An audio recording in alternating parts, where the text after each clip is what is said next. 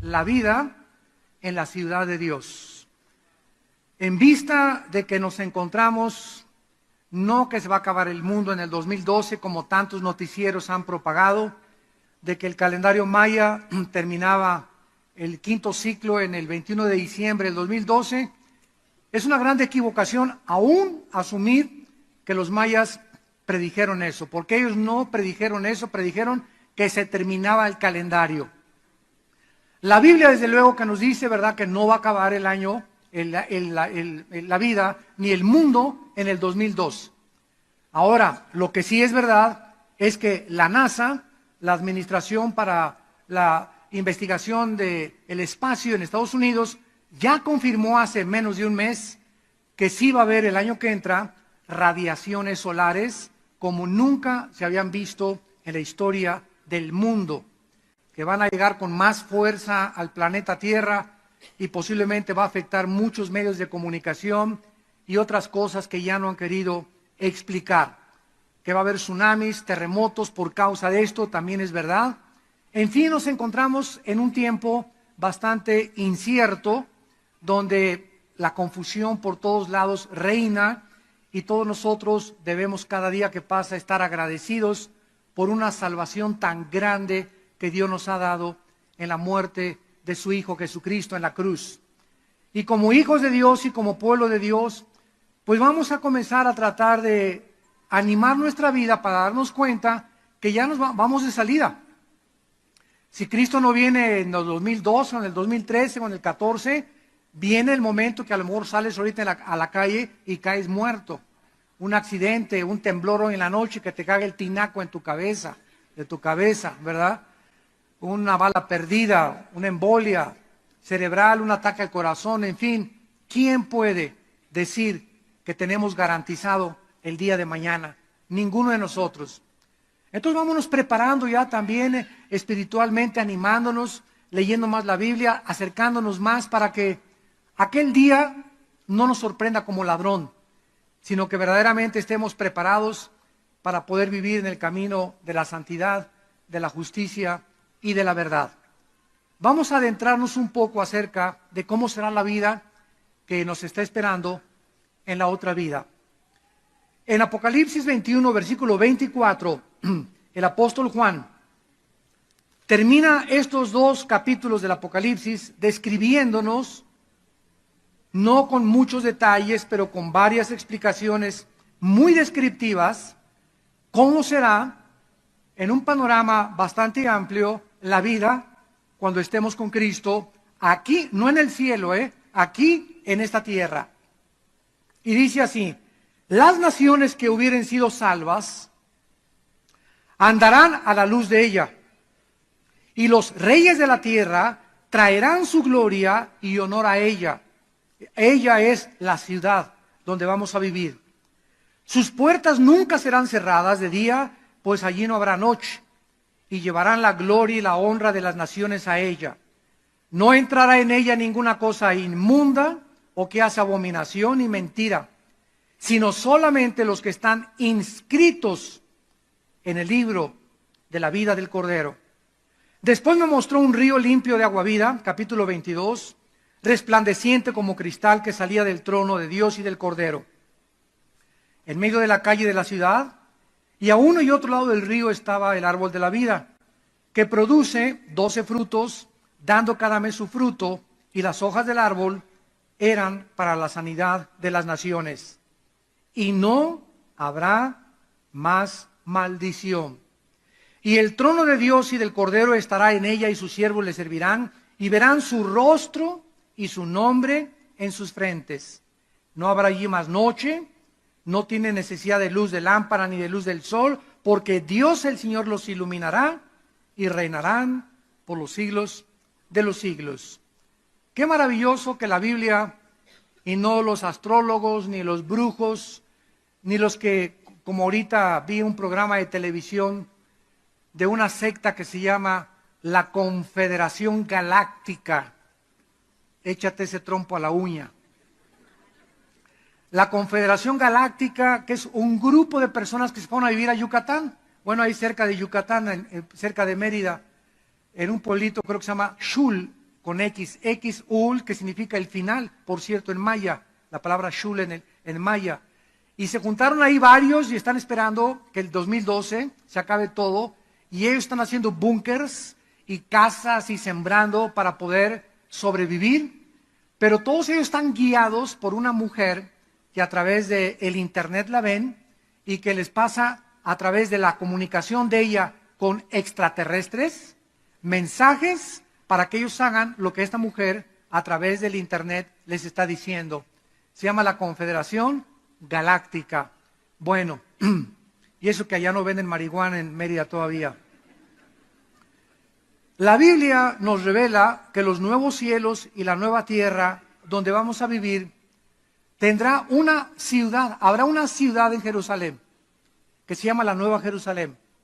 Pero lo más impactante de esto es que el mundo este que nosotros conocemos seguirá siendo dividido en naciones. Seguirá el mundo siendo dividido en naciones. Y Cristo anunció hasta sus mismos apóstoles, tanto en el Antiguo como en el Nuevo Testamento, que aquellos que fueran dignos, lo vamos a ver más adelante, van a sentarse a gobernar, sin partidos políticos. Aquí ya no habrá compadrazgos, ni habrá partido, ni que este partido, todo, ¿verdad?, será controlado desde la ciudad de Jerusalén por el Padre, que va a cambiar su casa. Dios el Padre va a cambiar su lugar de morada de habitación que está en el tercer cielo ahorita. Allá habita Dios. El primer cielo es el cielo atmosférico, el segundo cielo es el área galáctica, donde está el universo, y el tercer cielo es donde está Dios. La Biblia dice que Dios va a cambiarse y va a bajar a este planeta diminuto, insignificante, que se llama la Tierra, para que aquí Dios desde este planeta va a gobernar el universo entero. Dios escogió el planeta Tierra desde el principio para que fuera el centro del gobierno y donde llevó a cabo la redención humana a través de una cruz. Es aquí en este planeta donde la cruz de Cristo divide el universo y donde se centra toda la sabiduría, el poder y el conocimiento de Dios el Padre. Esta ciudad, como ya se había mencionado a los profetas del Antiguo Testamento, todos ellos desde Abraham vivían y sabían que no eran dueños de nada. Abraham era millonario, tenía campos, tenía ovejas, tenía vacas, tenía chivos, tenía camellos, pero ninguno de los profetas ni de los hombres de Dios en el Antiguo Testamento se aferraron a ninguna propiedad aquí en la tierra, porque sabían algo: somos peregrinos, vamos simplemente de paso por esta vida, nacimos sin nada, nos van a enterrar sin nada. Lo que pudimos adquirir entre el nacimiento y la muerte solamente lo administramos a Dios, el cual nos va a pedir cuentas de lo que administramos de parte de Él. Veamos, por ejemplo, rápidamente en Hebreos capítulo 11 acerca de esta verdad del padre Abraham. Dice Hebreos 11:9: por la fe habitó como extranjero. Nunca Abraham se aferró: esta es mi casa, esta es mi tierra, esta es mi propiedad, y de aquí no me sacan más que muerto. Nada de eso, ¿verdad? Todos los que son cristianos maduros sabemos que estamos flojitos. Pues que me llegó mi trabajo, que me cambien a Monterrey, pues vamos a Monterrey. Y usted como esposa de su esposo, sujétese. No, es que aquí tengo a mi familia, pastor, y aquí tengo a mis primos y a mi padrino, el que me bautizó también. Y si nos vamos a Monterrey, ¿verdad? ¿Sabes una cosa, hermana? Quiero que entiendas algo. La bendición se va a encontrar donde Dios los quiere, no donde tú quieras, ni donde tú pienses que vas a ser feliz. Porque por humanos, ¿verdad? No, pues es que yo estoy acostumbrado a Acapulco y al calorcito. Irme a Toluca y vivir a 3,000 metros sobre el nivel del mar, mucho frío, cambiar del calor al frío. Espérame una cosa, es que nosotros no somos dueños de nosotros mismos. En cualquier momento Dios nos cambia nuestra casa, nuestra colonia, el lugar donde vivimos. ¿Por qué? Porque dice Jeremías 10:23, el hombre no es señor de su camino, ni del hombre que camina ordenar sus pasos. Tenemos que mantenernos flojitos. Padre, no se haga mi voluntad, hágase tu voluntad. A Monterrey, yo sé que allá no voy a tener mi familia, pero allá está la bendición. Es donde Dios nos coloca, donde Dios nos bendice. No es donde el medio ambiente sea mejor, como equivocadamente lo asumimos la mayor parte de nosotros. Es que aquí hace menos calor, es que los mosquitos me pican y yo soy alérgica a los mosquitos. Dios te va a inventar un repelente para que no te piquen.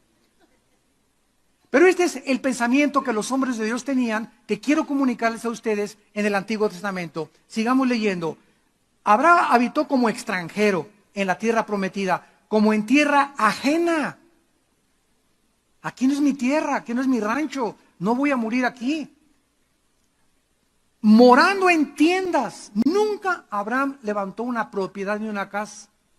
La palabra tiendas, Sukkot, en el hebreo habla de tiendas de campaña, o sea, el hecho que vivían en tiendas de campaña implica que eran movibles, que no se aferraban a poner su propiedad ni aferrarse. No significa que sea malo tener una casa, desde luego que no, pero no aferrarnos y creer que esto ya va a ser para siempre, si Dios quiere, porque mañana quién sabe Dios qué quiere hacer de nuestra vida. Entonces moraron en tiendas con Isaac y Jacob. Versículo 10, ¿por qué? Porque esperaba la ciudad. Aquí está. ¿Qué era lo que los hizo vivir como peregrinos? ¿Qué era lo que los motivó a no aferrarse a ninguna bien material? Que sabían que estaban esperando una ciudad, que es la que vamos a estudiar, que tiene fundamentos, cuyo arquitecto y constructor es Dios. Versículo 13, conforme a la fe, aquí está, murieron todos estos. Todos los grandes hombres de Dios en el Antiguo Testamento tenían la misma motivación, la misma visión, la misma perspectiva. Todos murieron sin haber recibido lo prometido, sino mirándolo de lejos. En esta mañana estamos mirando esta ciudad a través de la descripción del Espíritu Santo en la Biblia, de lejos. Todavía no estamos en esa ciudad, pero ya trata de imaginártela en tu corazón. Cuando te acuestes, vamos a tener una ciudad maravillosa donde vivir. Ya no hay smog, no hay asalto, no hay secuestros, no hay crímenes, no va a haber nada. Sin haber recibido lo prometido, sino mirándole lejos y creyéndolo, saludándolo, confesando que eran extranjeros y peregrinos sobre la tierra, porque los que esto dicen claramente dan a entender que buscan una patria. Pues si hubiesen estado pensando en aquella de donde salieron, ciertamente tenían tiempo de volver, pero anhelaban una mejor. Esto es celestial, por lo cual Dios no se avergüenza de llamarse Dios de ellos, porque les ha preparado una ciudad. ¿Quiénes vamos a vivir en esa ciudad? Los que ya estamos conscientes que vamos de paso, que somos peregrinos, los que no nos aferramos a ningún bien material en esta vida, como les conté hace algún tiempo de la señora Pompidou. La señora Pompidou, descendiente de los Richelieu, con hijos Piruration, tenía un jarrón chino, pero así grandísimo. Esto es una anécdota verdadera de una señora. Todo esto está disfrazado de broma, así con palabras para reírnos, ¿no? Pero es un caso real. Y esta señora, porque yo la conocí, esta señora, tenía un jarrón chino en su casa, y una vez que fuimos a dar un estudio a su casa, alguna cosa pasó, el gato o algo, se cayó el jarrón chino, y a la señora la tuvieron que llevar al hospital de cardiología. Mi jarrón chino, Jesús, María y José y el burrito que los acompaña. Y comenzó la señora y la tuvieron que hospitalizar porque su jarrón era una joya, una cosa, un objeto que ella valorizaba, pero más que su propia vida, porque casi le cuesta su propia vida. O sea, ¿qué fue lo que pasó con esta señora? Que tenía demasiado su corazón. Donde está el corazón está nuestro tesoro, dice la Biblia. tenía tanto afecto a eso, mi casa, mi coche, que no me lo toquen, que no me lo rayen, por favor, mi reloj de oro, que no me lo vayan a... Y cuando nos aferramos al coche, a la casa, a los objetos aquí, y en cualquier momento Dios deshace como polilla y nos quita lo que nosotros amamos más, si nosotros no tenemos las garras clavadas en ese jarrón, en los hijos, en la casa, en el dinero, en la cuenta del banco, no vamos a sufrir. Dios dio, Dios quitó, sea el nombre de Dios bendito. ¿Qué fue lo que hizo que el carácter de Job estuviera escrito, grabado en el libro de la Biblia? El carácter de Job, de un hombre que había llegado a una madurez donde perdió no el jarrón chino, perdió todas sus propiedades, sus cuentas bancarias, perdió a sus hijos, perdió todo. Y él hubiera deseado que también se llevaran a su mujer. ¿Por qué digo esto? Porque ya que perdió todo, ¿se acuerdan? Capítulo 1 y 2 de Job, se acerca a la señora, imagínense qué señora era, ¿no? Y le dice a Job, maldice a Dios. Maldice a Dios. Y Job le contesta a su esposa, has hablado como una mujer de Tlalnepantla. No todas, ¿verdad? Una mujer vulgar de Tlalnepantla. Sea el nombre de Dios bendito. Y cuando nosotros tenemos esa actitud en la vida, es cuando Dios nos da la bendición. Veamos en Apocalipsis, regresamos a nuestro pasaje, capítulo 21, y veamos los ciudadanos de esta ciudad. Como cualquier ciudad, habrá ciudadanos en esta maravillosa ciudad en la cual se mencionan 6 cosas de nosotros, de las personas que vamos a vivir ahí. Número 1, todos los habitantes de esta ciudad no serán querubines, no serán ángeles, no serán serafines, ni los 4 seres vivientes, no será ninguna criatura del universo. En esta ciudad solamente la habitarán personas que provengan de este planeta Tierra, de naciones terrenales. Versículo 24, y las naciones que hubieran sido salvas andarán a luz de ella. Aquí no está implicando de que México algún día será para Cristo, o Argentina será para Cristo, como he oído que se predica, y Venezuela para Cristo. En la Biblia no habla de que antes de que venga Cristo, ninguna nación se va a convertir entera. Va a haber remanentes por acá, remanentes por allá, pero que una nación entera se convierte, que sea cristiana, esto es hasta la otra vida. Entonces, la Biblia está implicando que los habitantes de esta ciudad provendrán de naciones que estuvieron aquí en el planeta Tierra. O sea, Jesucristo dijo, no hay judío, ni griego, ni gentil. Ahora hay italianos, suecos, ingleses, franceses, mexicanos, venezolanos, argentinos, de todas las naciones habrá salvos y de todas las naciones se juntará la familia de Dios. Esto nos demuestra que el Evangelio es de carácter universal, porque cualquiera que sea la nacionalidad de la persona al creer el Evangelio de la gracia de Cristo será salva. Dios no discrimina a ninguna persona, ni a palestinos, ni a árabes, ni a judíos, ni a negros, ni a amarillos, ni a anglosajones. Dice Gálatas 3:28, no hay judío, ni griego, ni gentil, más que una sola persona en Cristo. En segundo lugar, en esta ciudad no va a haber sistemas eléctricos, la compañía de electricidad no va a existir. No va a existir postes, no va a existir tampoco el sol alumbrando la ciudad. Y esto significa, dice la Biblia, que andaremos, versículo 24, a la luz de ella.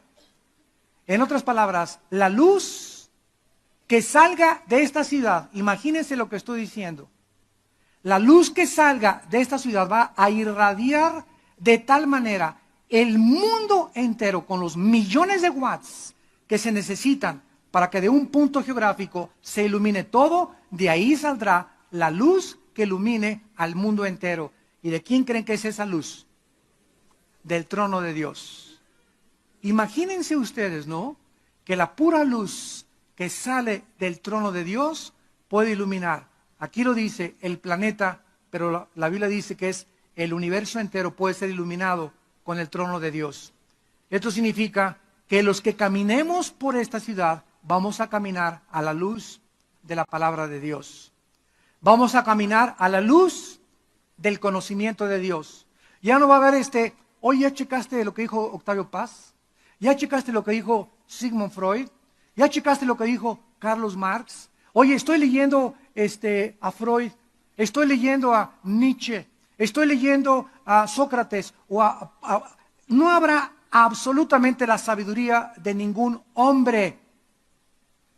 Todo el conocimiento viene de arriba. Y si alguno no se conforma a las palabras saludables de la Biblia, está envanecido, nada sabe. Porque la única luz que tenemos ahorita, antes de estar en esa ciudad, está aquí. Y por eso dice Colosenses 2:8, miren, cuídense de que no sean engañados de filosofías de hombres, ni pensamientos de hombres, ni corrientes, porque son hombres. Yo siempre que me encuentro a personas como esta, la Confederación Galáctica, o una secta, o que me dicen que tiene visiones, o que descubrió esto, siempre pregúntales, ¿de dónde sacaste este rollo?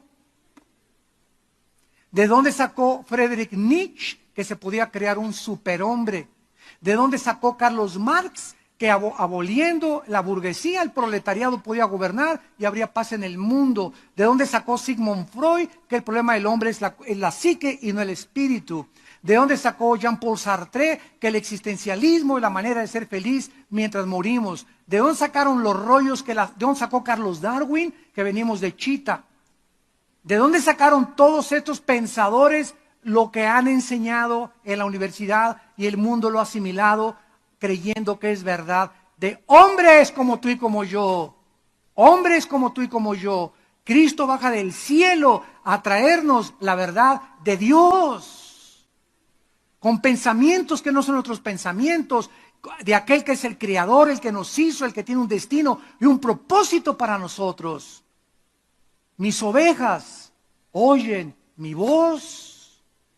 Es la voz de Jesús la que oímos.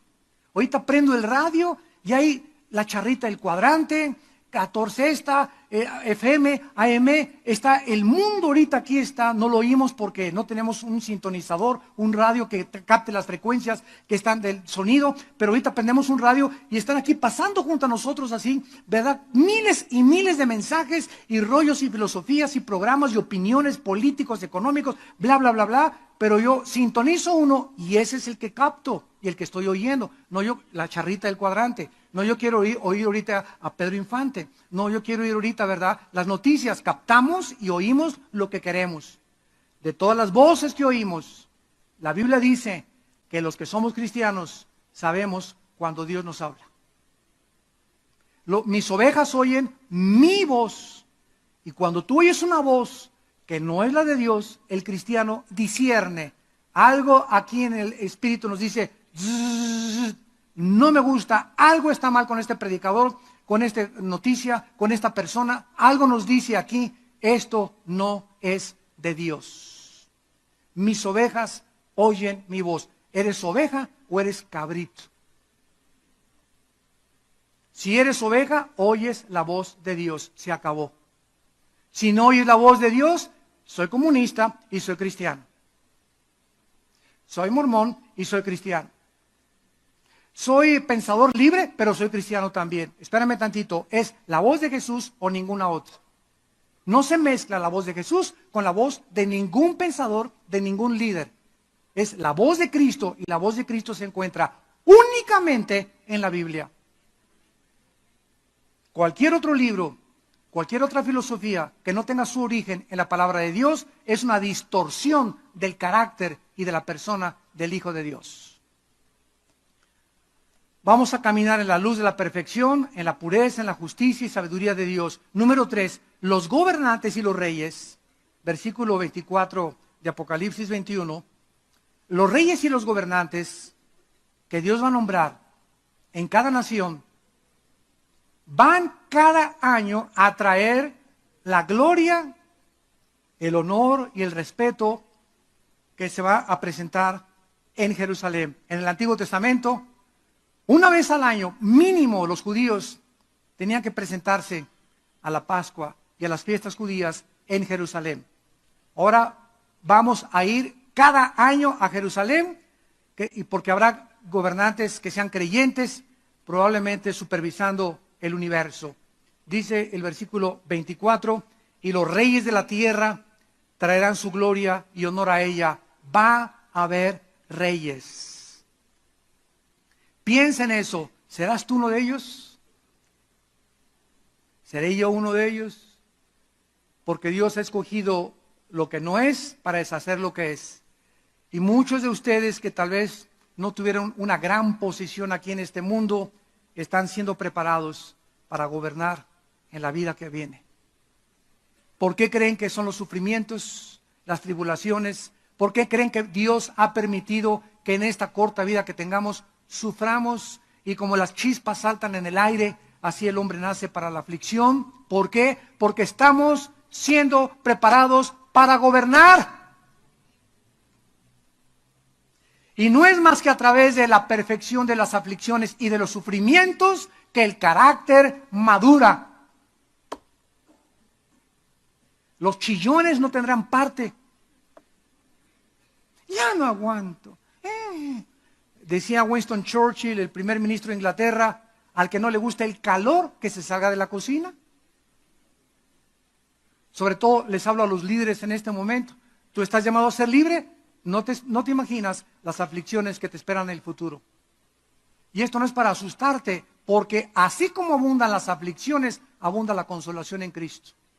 Y así como Dios nos pasa por el fuego, y la crítica, y la persecución, y la calumnia, y te machacan, y te pisan, y hablan, y esas cosas que las ovejas no se dan cuenta del precio que pasa un líder, así abundan también en la misma proporción las bendiciones a nuestras vidas. La paz que Dios nos da, la seguridad que Dios nos da, la esperanza que Dios nos da, no tiene precio, no se compara con nada que el mundo pudiera ofrecer. Dice la Biblia que estos reyes están siendo preparados. En Mateo capítulo 19. Mateo 19, Cristo les profetizó a sus discípulos estas palabras. Mateo 19, versículo 28. Y Jesús les dijo, de cierto les digo que en la regeneración, esta palabra regeneración, paligenesia, en el griego significa en la restauración, cuando todas las cosas sean restauradas a su original. En la regeneración, cuando el Hijo del Hombre se siente en el trono de su gloria, que ya vimos que será Jerusalén, ustedes que me han seguido, también se sentarán sobre 12 tronos para juzgar a las 12 tribus de Israel. Dios va a juzgar a las 12 tribus del Antiguo Testamento a través de los 12 apóstoles, ¿correcto? Porque los 12 apóstoles tuvieron más luz que los dirigentes de las 12 tribus. Las 12 tribus nunca vieron a Cristo en persona. Las fiestas, las ofrendas, el tabernáculo, todo lo que el Antiguo Testamento hablaba, eran tipos, sombras, imágenes. Viene la esencia, que es Jesucristo, y al que mucho se le da, mucho se le pedirá. Los apóstoles, como consecuencia, tendrán más sabiduría que las 12 tribus de Israel, por lo cual los 12 apóstoles juzgarán a las personas del Antiguo Testamento. Y nosotros, 1 Corintios capítulo 6, vean nada más esta maravilla, nosotros, los que vivimos después de los apóstoles, o sea, la iglesia, tú y yo, 1 Corintios 6, versículo 2, ¿no sabéis que los santos han de juzgar al mundo?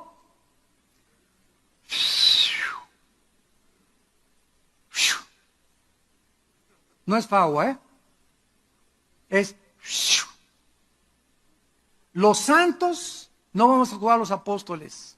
Los santos no vamos a juzgar a las 12 tribus. Los santos vamos a juzgar al mundo entero. Vamos a ser el gran jurado de Dios, nosotros los que pertenecemos al cuerpo de Cristo. Y si el mundo ha de ser juzgado por ustedes, son indignos de juzgar cosas muy pequeñas. O sea, en la iglesia de Corinto estaban peleándose entre ellos y no podían solucionar los problemas teniendo la sabiduría de Dios. Nos dice Dios, oye, si ahorita no sabes juzgar a tus hijos, si no sabes gobernar tu casa, si no sabes gobernar tu negocio, si no sabes gobernar tu matrimonio, si no sabes administrar el dinero que te he dado ahorita, me has estado robando el diezmo desde hace 3 años, con trabajo me has dado el 5%, cuando entiende que te estoy probando para ver a qué nivel de administrador eres, para que en la otra vida te recompense. Si ahorita tú no puedes tener la sabiduría para administrar mi casa, ¿tú crees que te voy a poner de rey en la otra vida? De ninguna manera. Dios va a premiar a aquel que le dio 10 talentos e invirtió los 10 talentos, y al que se le dio un talento, conforme al talento, Dios también le pedirá cuentas. Pero aquel que entierra los talentos y entierra y no usa el dinero, no usa el tiempo, no usa el amor, no usa el poder del Espíritu Santo que nos ha dado para adelantar su reino, estarán hasta atrás en la otra ciudad. Y serán miembros de la prole. Para que me entiendan. Ahora en Apocalipsis 20, y eso no lo dije yo, En Apocalipsis 20, versículo 4, vemos la misma verdad. Apocalipsis 20, versículo 4, y dice Juan, vi tronos, y se sentaron sobre... ¿Qué es un trono? Es un lugar de autoridad. Es un lugar que simboliza gobierno. Es un gobierno, es un lugar que implica que alguien tiene autoridad y que da órdenes. Porque solo el que se sienta en el trono, los reyes eran soberanos. Ahorita hay repúblicas, ya democracia, pero bajo las monarquías, los reyes, lo que el rey decía, no lo consultaba con la Cámara de Legisladores ni con los diputados. Las palabras del rey eran la ley. No había nadie que se le opusiera. Eso es una monarquía. Entonces, cuando dice la Biblia, vi tronos y se sentaron sobre ellos, ¿quiénes? Los que recibieron facultad. No todos vamos a tener la facultad de gobernar. Por eso no os canséis de hacer el bien. Estad firmes y constantes, sabiendo que nuestro trabajo en el Señor no es en vano. Vienen las recompensas, vale la pena vivir para Jesucristo. Vale la pena. El mundo no nos va a pagar nunca lo que estamos haciendo. Aquí puras desilusiones, decepciones, críticas y calumnias y chismes y enredos y lo que tú quieras. Pon tus ojos en Jesucristo y en la ciudad por venir. Míralo de lejos, créelo y confiésalo con tu boca. Yo espero todo, no de los hombres, espero porque tú eres mi premio, Señor. No te la vas a acabar. Cuando tú despiertes y mueras y te enfrentes a este mundo después de resucitar, lo que Dios te esté esperando y que te diga, Pancho, siéntate en el trono. Y ahí en el trono, ¿verdad? Ahora sí van a ver, ¿verdad? No. Nada de eso. Ahí, ¿verdad? Será solamente para la gloria de Dios. Qué maravilloso es esto. Ahora, ¿verdad? Parece entonces indicar que creyentes se van a servir como reyes de naciones fuera de esta ciudad. Y tal vez en ocasiones especiales vamos a venir a Jerusalén a traerle gloria y honor a Cristo. En cuarto lugar, dice el versículo 25 de Apocalipsis 21, sus puertas nunca serán cerradas de día, no habrá noche, llevarán la gloria y la honra de las naciones y no entrará en ella ninguna cosa inmunda. En cuarto lugar, vamos a tener continuo acceso a la presencia de Dios. Si te toca vivir en México, claro que no se va a llamar ya México, ¿verdad?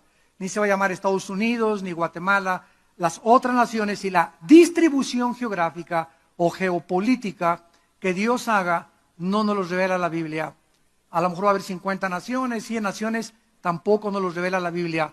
Pero en la nación que nos toque a nosotros vivir, cuando vayamos a Jerusalén, no voy a pedir, necesito una audiencia con el señor presidente. Oye, ¿qué se necesita para sacar mi visa?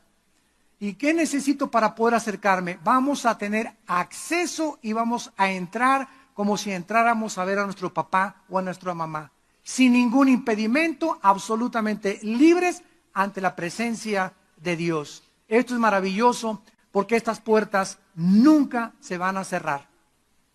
No habrá noche, tampoco en el mundo espiritual, no habrá necesidad de dormir. Una vez me preguntaron una pregunta difícil. ¿Adán dormía antes de pecar?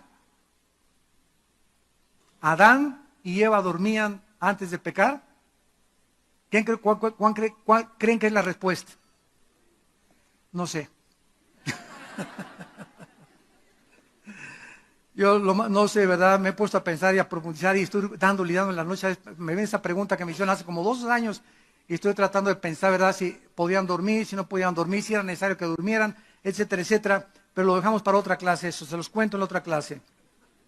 Nuestro corazón y nuestra vida siempre estarán presentes ante la presencia de Dios. Y finalmente en el capítulo 22 encontramos en la Nueva Jerusalén que habrá un río con agua viva.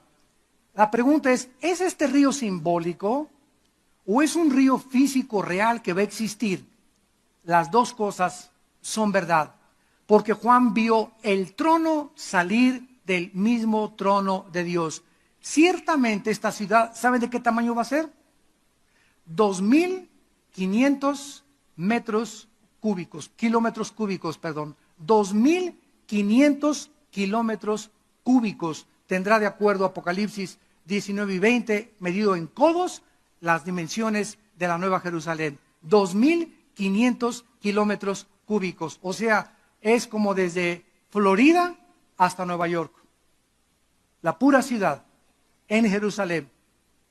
Y ahí cabrán millones y millones de seres humanos. Dicen que solamente el mundo entero ahorita, 6.3 billones de personas, cabrían en el estado de Texas.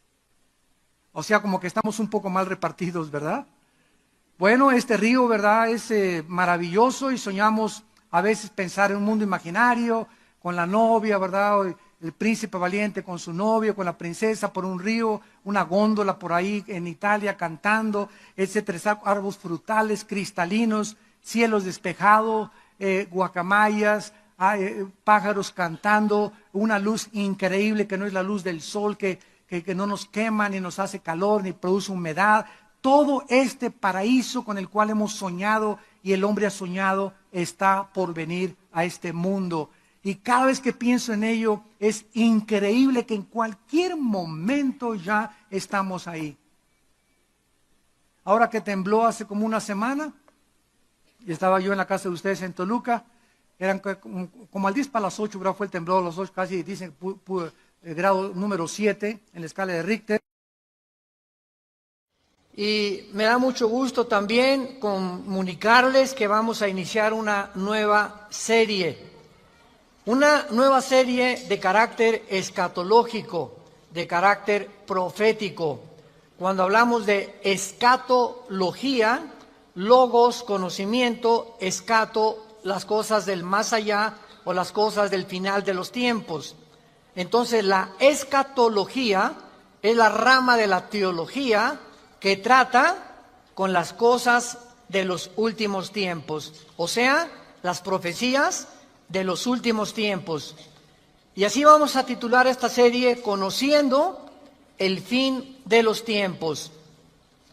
No cabe duda, damas y caballeros y santos de Dios, que estamos rodeados hoy, más que nunca, de un sinnúmero de eventos políticos, filosóficos, climatológicos, religiosos, amenazadores. En el mundo siempre ha habido guerras, en el mundo siempre ha habido depravación sexual, degradación moral, siempre ha habido revoluciones, golpes de Estado, etcétera, etcétera, pero nunca todas estas situaciones u eventos habían convergido como en el momento en que nos encontramos actualmente.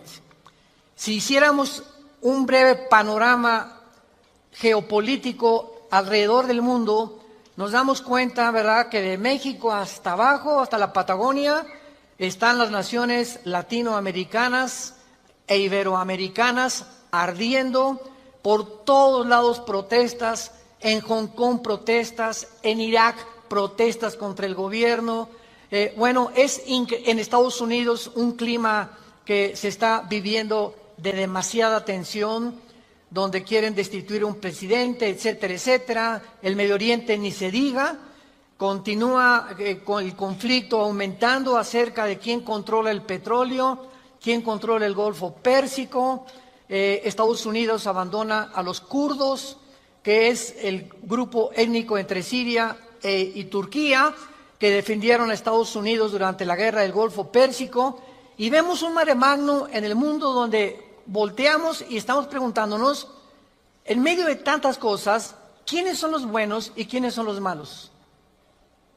¿Quién tiene la razón de todo lo que oímos en los periódicos, en la televisión? Unos dicen una cosa, golpe de Estado, no fue golpe de Estado, revolución, no fue revolución, los kurdos esto, Estados Unidos por acá, y estamos en medio de un mundo verdaderamente confundido. Sin embargo, la Biblia nos muestra que nosotros no debemos vivir en confusión. Ya cuando un cristiano dice, no sé quién tiene la razón, o creo yo porque los medios de comunicación, recuerden algo, ¿verdad? Los medios de comunicación, televisiones, radios, etcétera, etcétera, muchas veces tergiversan, las noticias de tal manera que llegan a manipularnos y hacernos creer lo que ellos creen. Entonces, dependiendo quién está detrás de los medios de comunicación, qué ideologías o qué filosofías o quiénes son los dueños de CNN o de BBC News o de Fox News, etcétera, etcétera, o en México, dependiendo quién se encuentra detrás, es la clase de mensaje que envían. Y cuando nosotros oímos en Fox News una cosa que contradice CNN otra cosa, y otros periódicos de México dicen una cosa, y otro periódico dice otra cosa, llegamos a preguntarnos, ¿quién dice la verdad? ¿No es verdad? Realmente, ¿quién dice la verdad? ¿En qué mundo nos encontramos? Realmente, ¿cómo podemos nosotros afianzarnos? Es como si estuviéramos en un barco que se está hundiendo y nos hemos echado fuera de la borda, como cuando el Titanic en 1910-12 se estaba hundiendo, nos aventamos al mar y nos agarramos de un salvavidas. Y ahorita así está el mundo, estamos tratando de buscar un salvavidas, algo que nos dé seguridad.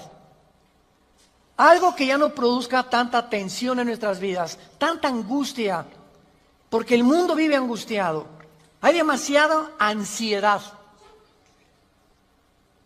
La enfermedad número 1, que la Clínica Mayo, en Rochester, y el Hospital Hopkins en Estados Unidos, que son las dos clínicas médicas más respetadas que hay en el mundo en cuanto a evaluaciones y a sugerencias médicas, coincidieron hace algunos años en que el factor común denominador o la causa número 1, escúcheme con mucho cuidado, este es un dato que viene de clínicas médicas, no cristianas.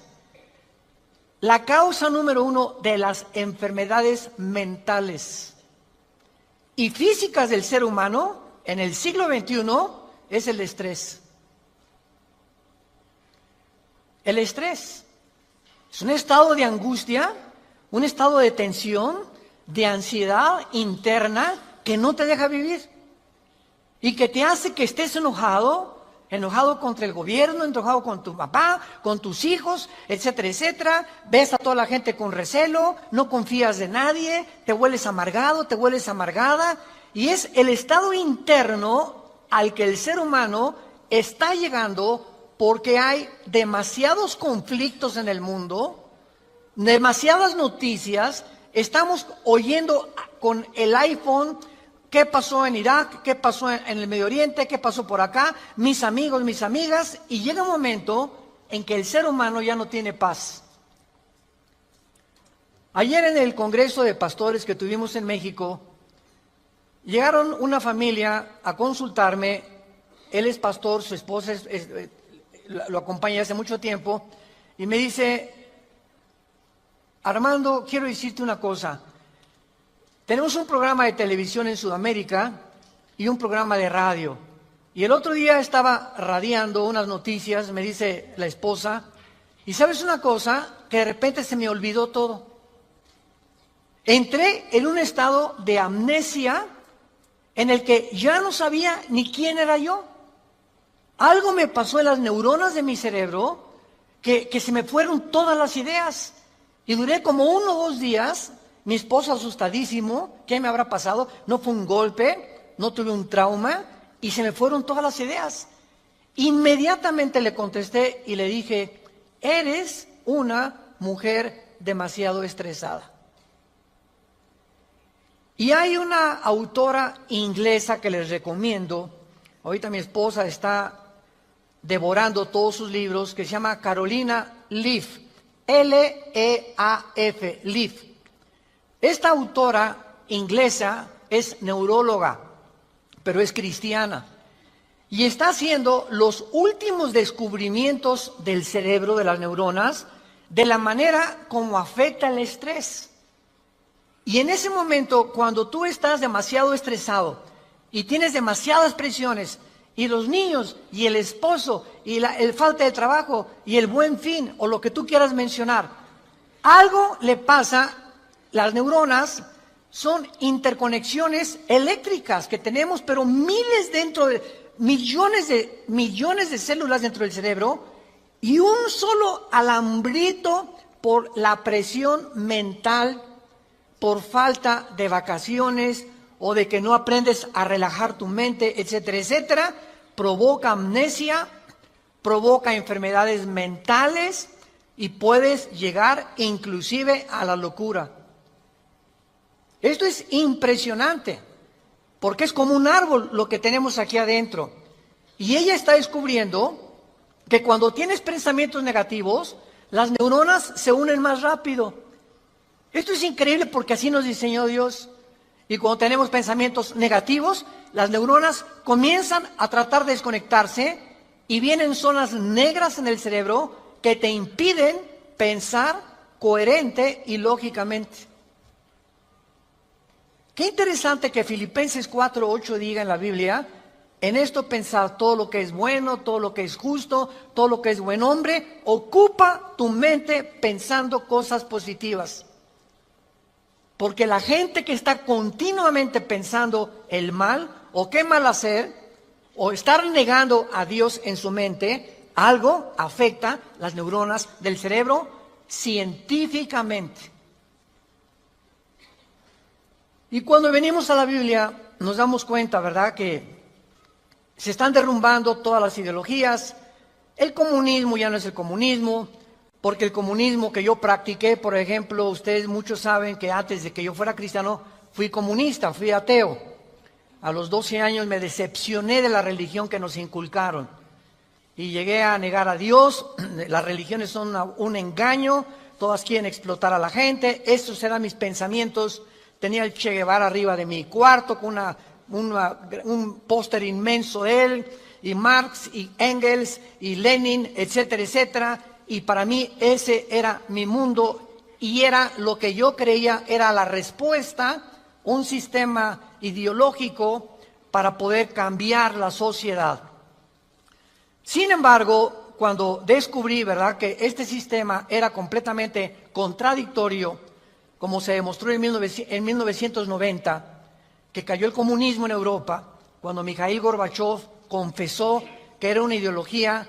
Para que seas comunista, número 1, tienes que ser ateo. Escúchame con mucho cuidado. Número 2, tienes que ser darwiniano. O sea, tienes que creer que al morir no hay nada. Que vas a la tierra y que no hay Dios y ahí acabó. No hay otra vida, no hay mundo espiritual, no hay ninguna otra dimensión. Número 3, tienes que ser humanista. No humanitario, humanista. O sea, tienes que creer que el hombre tiene las respuestas para sus problemas. Ese es el humanismo. Cuando creemos que nosotros podemos resolver la pobreza, las injusticias, etcétera, etcétera.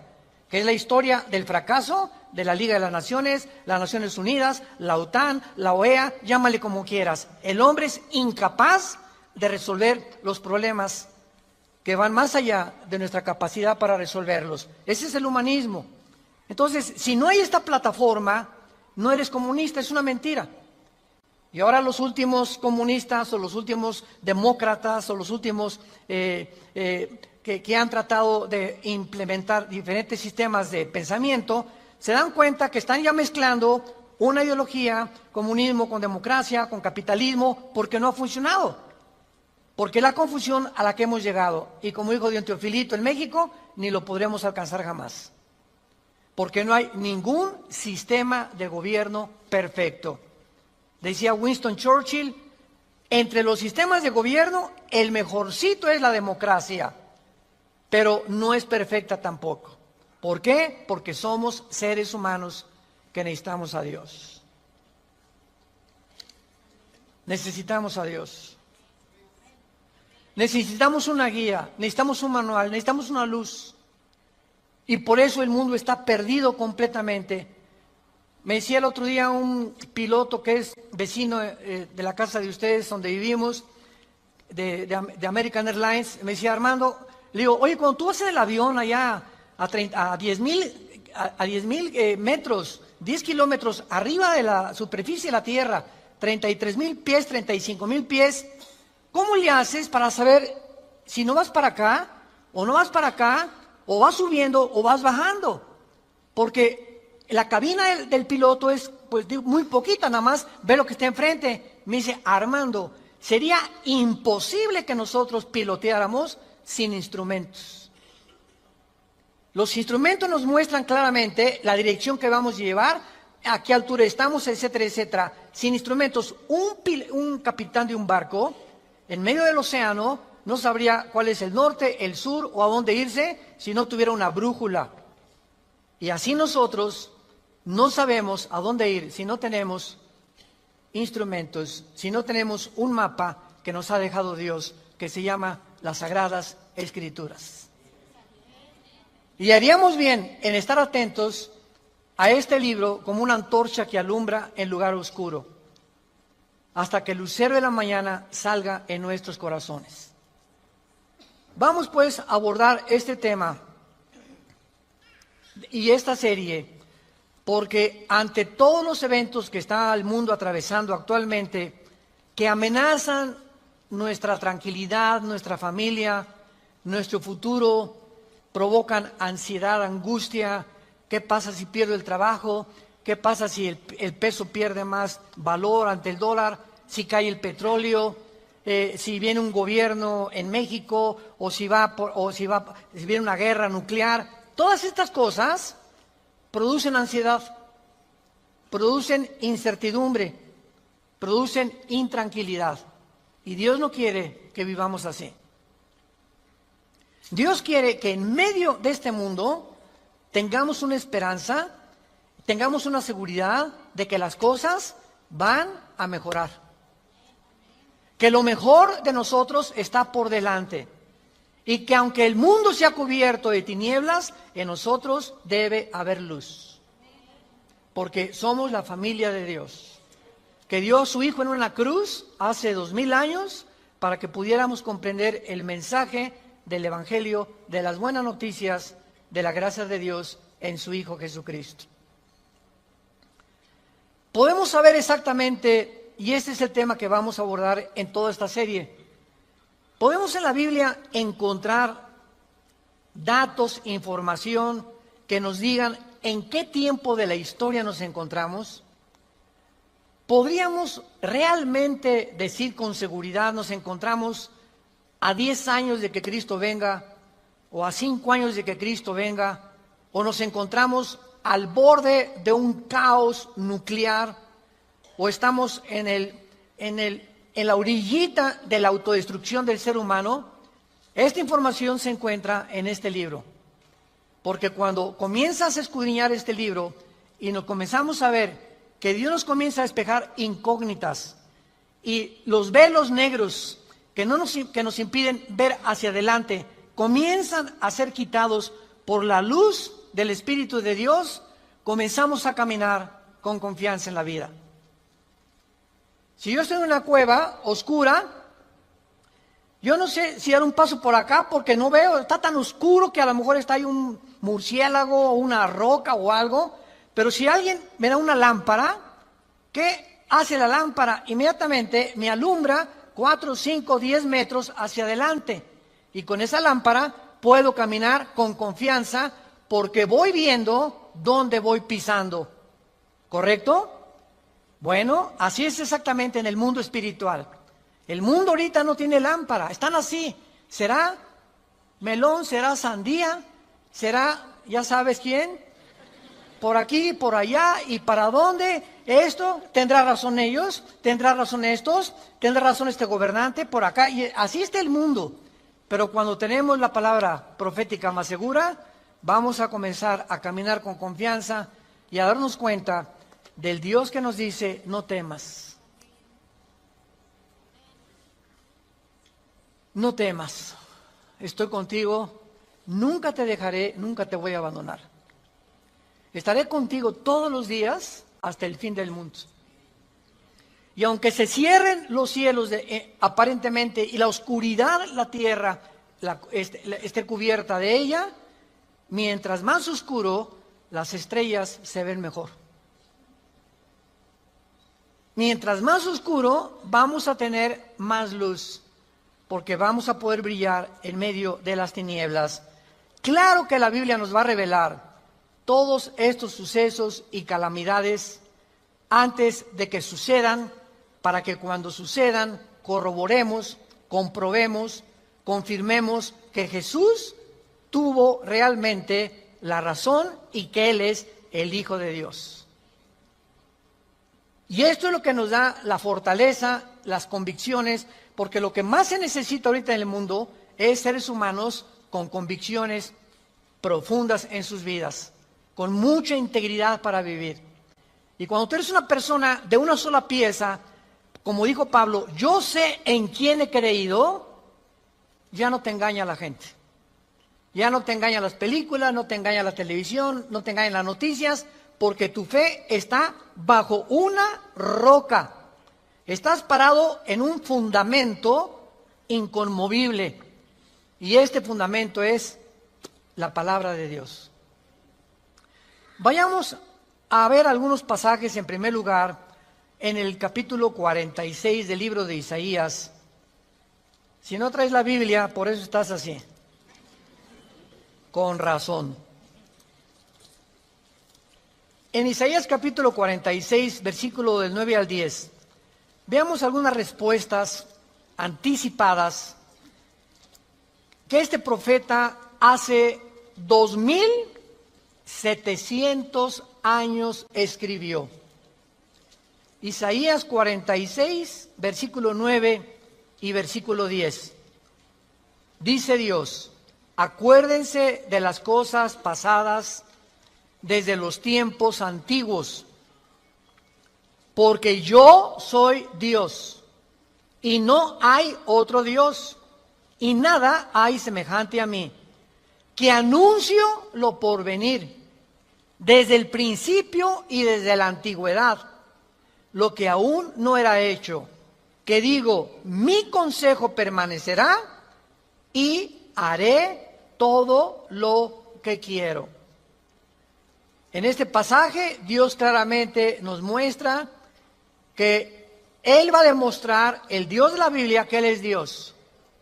Y que todos los demás dioses, ¿verdad?, no son realmente más que ídolos, y aunque detrás de todo esto hay criaturas espirituales que se le llama dioses en la Biblia, Él es el Elohim de los Elohim. Él es el Dios de los dioses, Él es el Rey de todos los demás súbditos que ocupan el universo. Y que Él nos va a anunciar lo que va a venir para que sepamos algo. Lo que Dios dice va a permanecer. Y va a hacer todo lo que Él ha dicho que va a hacer en la Biblia. Veamos otro pasaje en el Nuevo Testamento, en Primera de Juan. Antes del Apocalipsis está Primera de Juan, para que no andes por el Éxodo.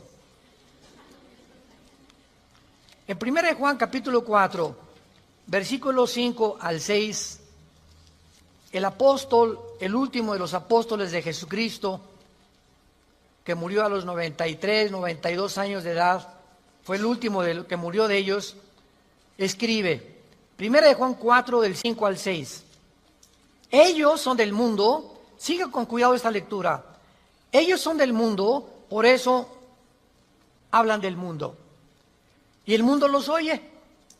Nosotros somos de Dios, el que conoce a Dios nos oye, el que no es de Dios no nos oye. En esto conocemos el espíritu de verdad y el espíritu de error. Tú prendes el radio y dices, ¿qué quiero oír? La charrita del cuadrante.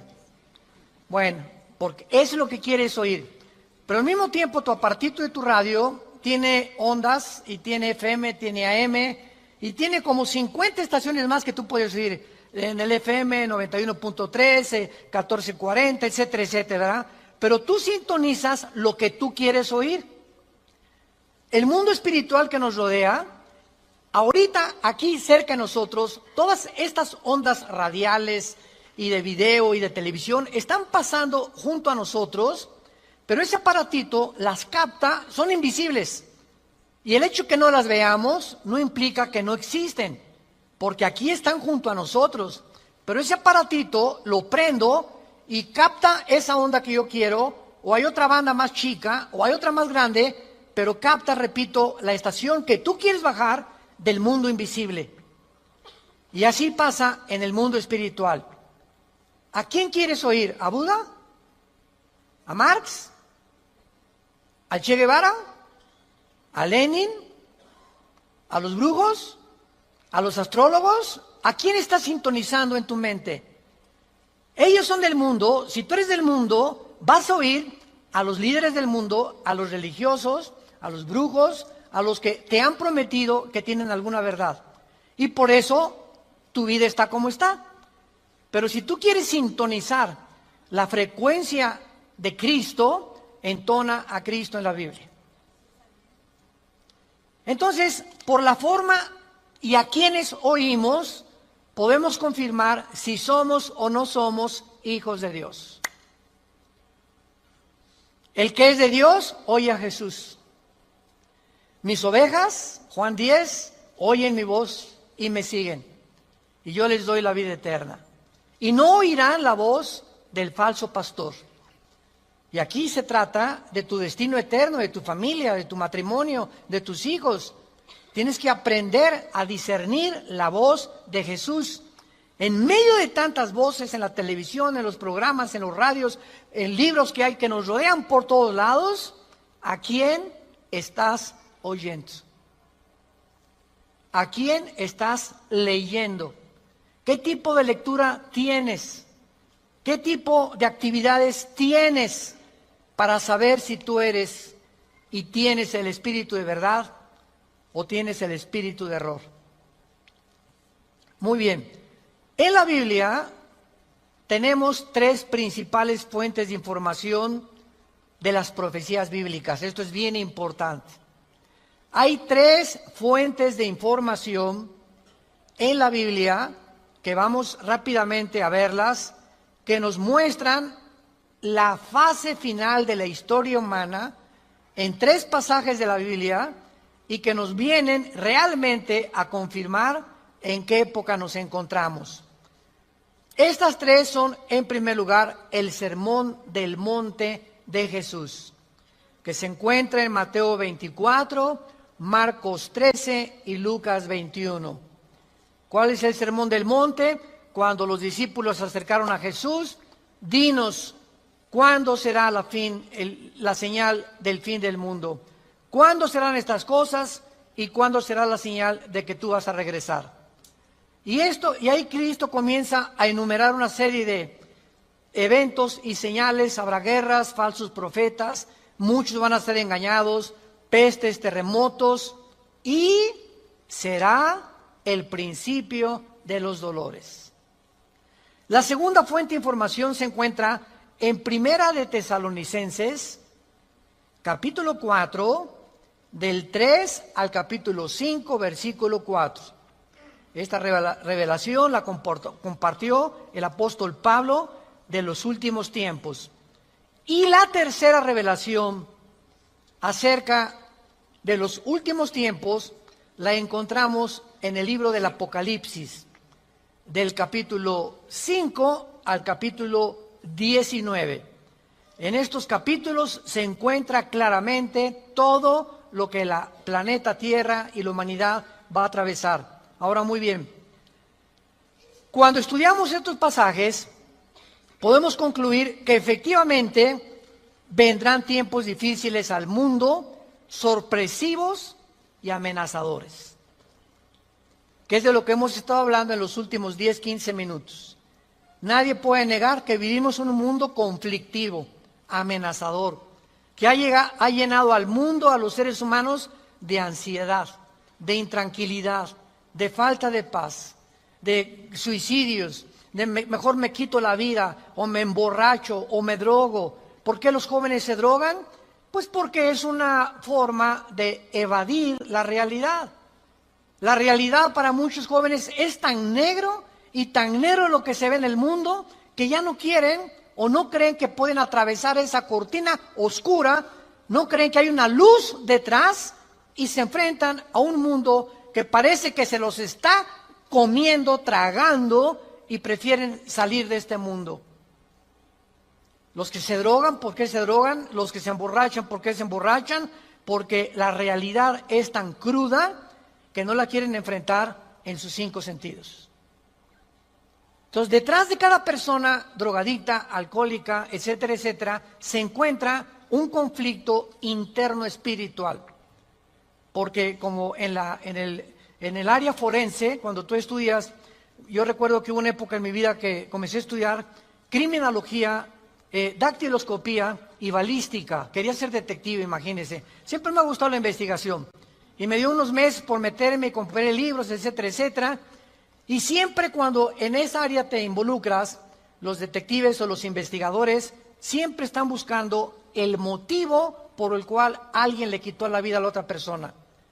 Porque siempre hay un motivo del que cometió fraude. El motivo de por qué mató a su mamá. El motivo por qué abandonó a su esposa. Siempre detrás de cada acción hay un motivo. Y cuando descubrimos el motivo nos ayuda a poder tener una pieza del rompecabezas más clara para poder averiguar o decidir quién fue el asesino o quién fue el ladrón o quién se encuentra detrás de eso.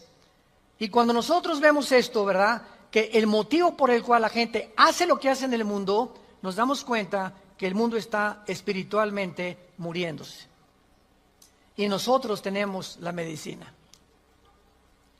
Qué triste que tengas compañeros en tu escuela que estén tan confundidos, que no les has hablado jamás de Cristo, que tengas amigos que haces negocios con ellos, que tengas un taller de carpintería, de plomería, o eres mecánico o abogado en tu bufete o un médico, y la gente a tu alrededor, vemos a la gente, caras vemos y están llorando por dentro. Están deshechos por dentro. Que si esa hermanita, la enfermera que diga, ay hermanita doctora, ¿cómo está? Muy buenos días, ¿verdad? Y te encierras con ella y te pones enfrente de ella, te puede olvidar, se quitan esa máscara que están usando y caen en una expresión de llanto, de angustia que están escondiendo, poniéndose una máscara de aparente felicidad. Y así las personas que tú ves, no es cierto que son lo que estás viendo. Detrás de cada persona se encuentra un drama. Se encuentran problemas más allá de lo que podemos imaginarnos. Así que nosotros tenemos la respuesta y la medicina, qué estamos haciendo con ella, y vamos a dar cuentas en la otra vida de todas las cosas que nunca cumplimos en la palabra de Dios al compartir el mensaje de Jesucristo.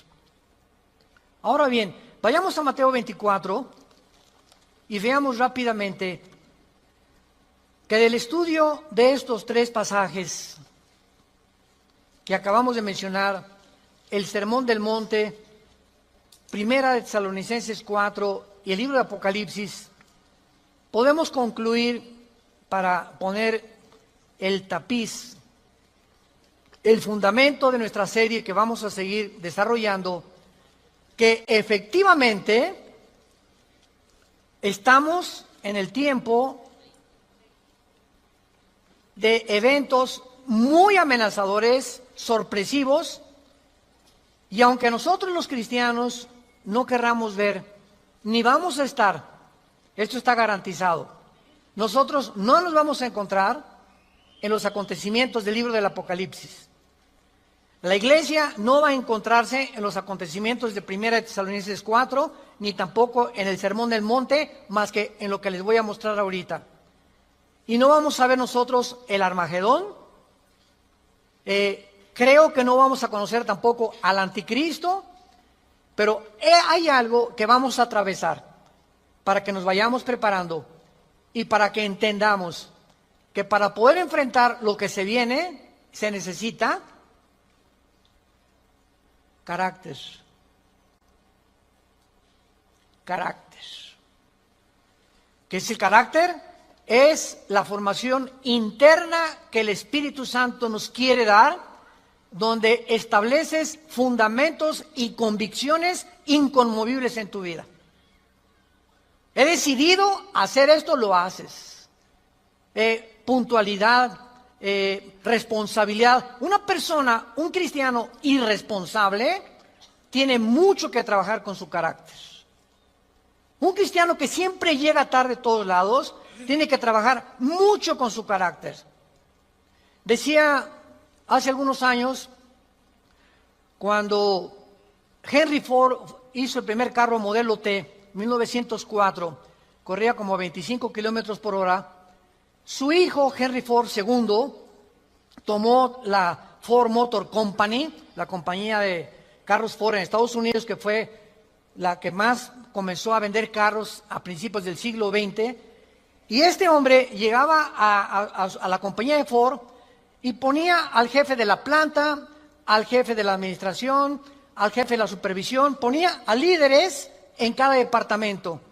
Y él llegaba cada 2 o 3 meses, y si ese líder no hacía que funcionara la planta que él le había dado, lo corría. Dice, un líder, decía Henry Ford II, es la persona que hace que las cosas sucedan. Y si tú estás al frente de una responsabilidad y no cambias la situación, o no cambias la manera de pensar de los hombres o de tus soldados que tienes bajo tu responsabilidad, tú no eres líder. Entonces, qué importante es que la Biblia dice que todos nosotros debemos ser líderes. Y si somos líderes, tenemos que hacer cambiar las cosas de alguna manera. Vas a hacer cambiar a tu amigo, y vas a hacer cambiar a tu amiga, y vas a hacer cambiar a tus amigos de la escuela, hasta a tus maestros vas a confrontar algún día. Discúlpeme, maestro, con el respeto que se merece, no venimos del chango.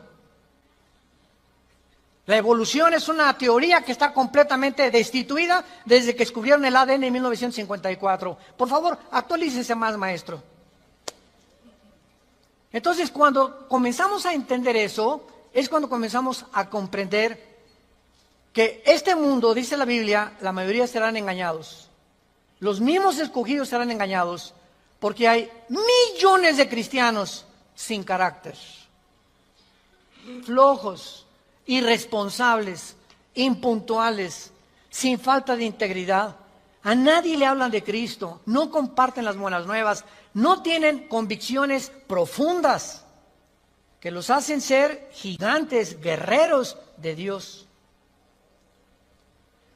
Dice Mateo capítulo 24 en el Sermón del Monte el Señor Jesucristo, porque se acercan los discípulos para hacerle preguntas, versículo 3, Señor, dinos, vean las 3 preguntas que le hacen hace 2000 años.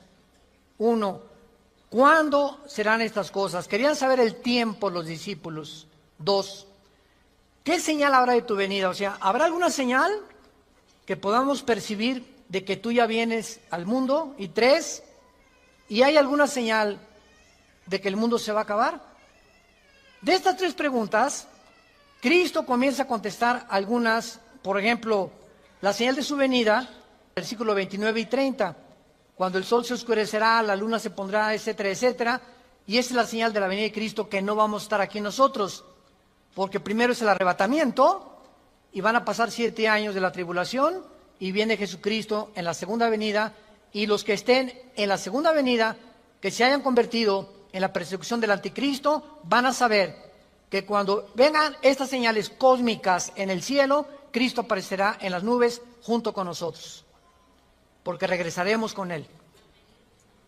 Pero lo que me interesa compartirles es el versículo 6 en adelante, que es lo que nos atañe a la generación que estamos viviendo. Oirán de guerras y rumores de guerras. Miren que no se turben, porque es necesario que todo esto acontezca, pero aún no es el fin. Porque se levantará nación contra nación y reino contra reino, y habrá pestes y hambres y terremotos en diferentes lugares. Muy bien, si leemos solamente el versículo 6, oirán de guerras y rumores de guerras, toda la historia han sido esto, ¿no es verdad? Desde que Caín asesinó a Abel, que Caín asesinó a su hermano Abel, toda la historia, de acuerdo, lo quieres apuntar, al Instituto para la Investigación para la Paz, en Suecia, Estocolmo, dictaminaron que de los 6,000 años aproximadamente de historia que tenemos, de 6,000 años, solamente ha habido 25 años de paz. La historia humana es una historia de guerras, guerras, guerras, guerras, guerras, guerras. En 6,000 años, 25 años de paz. O sea, siempre ha habido conflictos, revoluciones, golpes de Estado. Es la historia de nosotros. Pero entonces ahí podríamos quedar confundidos. Oye, Señor, ¿de qué estás hablando? Siempre ha habido guerras. Versículo 7, Él lo explica. Porque se levantará nación contra nación y reino contra reino. Esto, una guerra mundial, una guerra de carácter internacional, donde se involucraron 3 o 4 naciones contra 3 o 4 o 5 naciones, nunca sucedió hasta 1910, la Primera Guerra Mundial. Ahí fue la primera vez en la historia que sucede una guerra de carácter internacional a través de toda la historia. Y casi 30 años después, la Segunda Guerra Mundial. Entonces, con esto nos situamos nosotros en una plataforma bastante sólida y podemos entender que cuando Jesús dice, se levantará nación contra nación y reino contra reino, y habrá pestes, porque las guerras producen pestes, plagas, ¿verdad? Enfermedades, calenturas, hambres, terremotos. Señor, siempre ha habido terremotos, ok, claro, siempre ha habido terremotos, pero de acuerdo al Instituto Sismológico de Boulder, Colorado, que es uno de los institutos más prestigiados en el mundo para detectar terremotos, desde 1976 hasta el 2010 han aumentado 70% los terremotos en el mundo. 70% han aumentado. Es a lo que Cristo está diciendo, que iban a aumentar cada vez más los terremotos, etcétera, etcétera. Versículo 8. Y todo esto, aquí es donde nos encontramos ahorita. Nos encontramos en el principio de los dolores. Nos encontramos en un mundo donde el matrimonio ya está dejando de existir. En un mundo donde el ser humano está contagiado e infectado filosófica, religiosa, política, económicamente. Unos voltean por acá, ¿dónde estará la solución? Voltean a sus ídolos, otros consultan muertos, otros consultan espíritus, otros, etcétera, etcétera. Es impresionante a donde el mundo se encuentra actualmente. Impresionante. Y este es precisamente lo que Jesucristo nos quería decir para que estemos preparados. Ahora, muy bien, después de estos principios de dolores, nos vamos. Adiós, mundo cruel. Adiós, mi perro fido, adiós, adiós, mundo cruel. Ya nunca te veré. Después de este principio de dolores, van a aumentar, imaginémonos, van a aumentar las catástrofes en el mundo, y los terremotos, y las plagas, y las pestes, y la confusión, que va a estar el mundo en un estado tan grande de confusión, que va a pavimentar el camino para que se levante un hombre en el Medio Oriente, que la Biblia le llama la bestia. De todos los animales que el Espíritu Santo buscó, las hienas, los leopardos, los osos, los leones depredadores, no encontró el Espíritu Santo un nombre, un adjetivo para designar a este hombre, y por eso simplemente la Biblia le llama una bestia, un depredador, cruel, sanguinario, y su otro nombre es el anticristo. Todos los dictadores, síganme con cuidado, de la historia, todos han surgido de un mundo caótico. El caldo de cultivo para producir un dictador es que la situación se encuentre aparentemente sin solución. Corrupción, oscuridad, etcétera, etcétera. Y en medio de esto surgen hombres prometiendo mejorar las cosas. Hitler entró democráticamente. Stalin entró democráticamente. Saddam Hussein entró democráticamente. No es verdad que entren a través de un golpe de Estado los líderes, la mayoría entran a través del pueblo. Pero una vez que el pueblo los levanta, a ver quién los quita. Y en medio de esto es cuando el mundo va a ver en Europa que va a estar una oscuridad total en Europa. Ahorita la salida de Inglaterra de la Unión Europea, el Brexit famoso. Ahorita en Europa ya no existe, damas y caballeros, santos de Dios.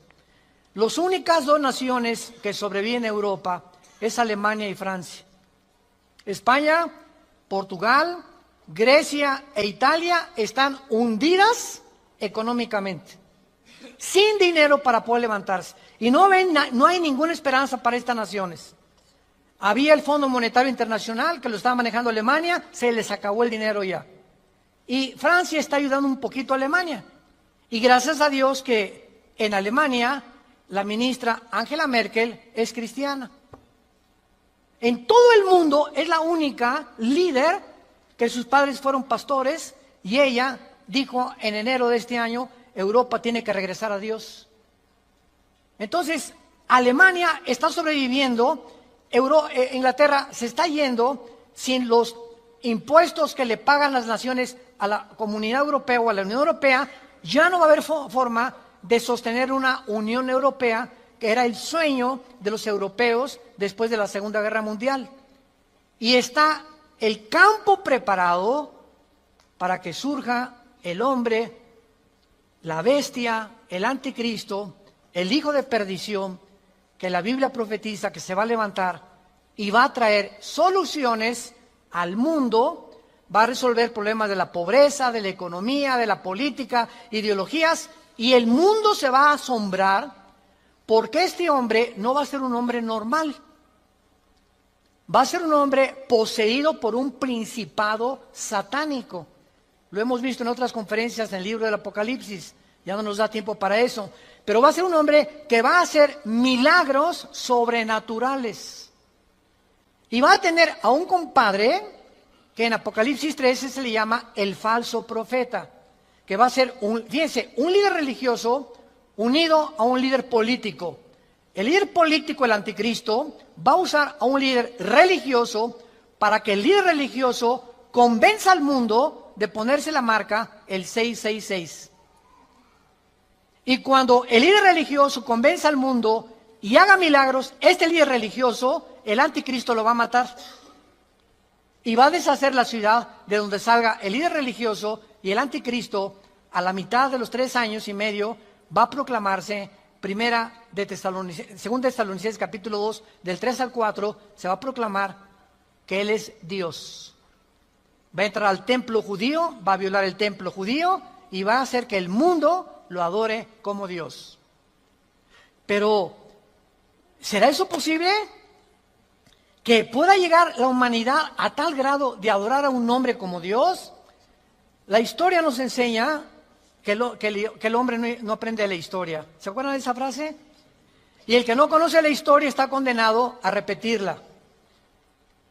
¿Qué pasó con los césares romanos? A la gente que los adoraran como dioses. Y los césares romanos se erigieron como dioses. Calígula mata a su familia. Nerón tenía de amante a un niño de 10 años. Era una depravación impresionante. Cuenta la historia que cuando un emperador romano estaba en el Coliseo, cuando vayan a Roma, vayan al Coliseo, es impresionante ver el Coliseo romano. Todavía en el Coliseo romano, cuando vayan a Roma, las manchas de la sangre de hace 2000 años, de los mártires que mataron los leones y quemaron vivos y que arrastraron, ahí están todavía las manchas de la sangre, que las han mantenido. Bueno, pues cuenta la historia, ¿verdad?, que estaba el César en un coliseo, en el Coliseo romano, y entonces todo el mundo se tenía que hincar y decirle, salve César. Y un hombre se quedó parado, que aparece en Apocalipsis con el nombre de Antipas. Y entonces se quedó parado y el César le dijo a un centurión, ve por favor y ve que es esclavo, ¿por qué no se hinca?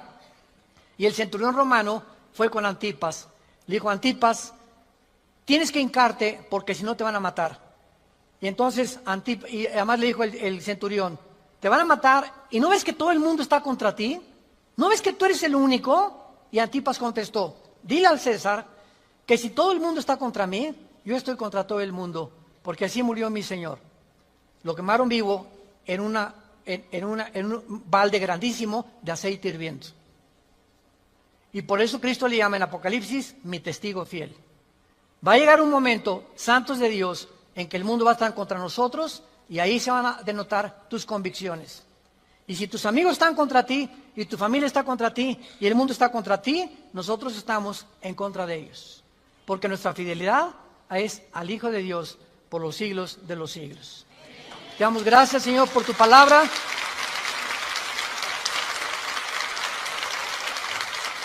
Bendito sea el nombre del Hijo de Dios, que nos ha hecho renacer su Padre para una esperanza viva por medio de su resurrección de entre los muertos, para que tengamos una esperanza que no puede morir en nuestro corazón y permanezcamos fieles a esta esperanza a la que todos hemos sido llamados. Al gran pastor de las ovejas, nuestro Señor Jesús, es nuestra lealtad, es nuestro amor, es nuestro corazón, porque Él fue el que dio su vida en nuestro lugar. A ti, Jesús, te damos gracias por vivir dentro de nosotros y saber que más pronto de lo que nos imaginamos, vienes por tu iglesia.